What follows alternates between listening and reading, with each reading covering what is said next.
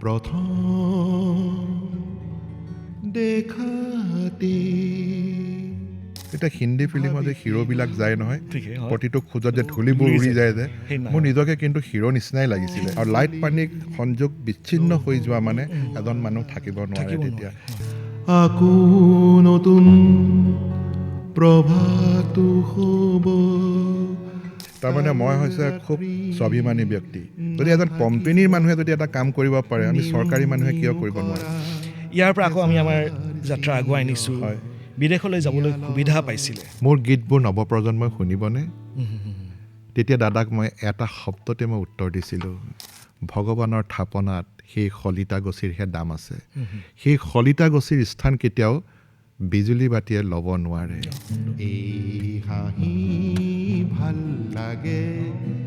কিয় জানো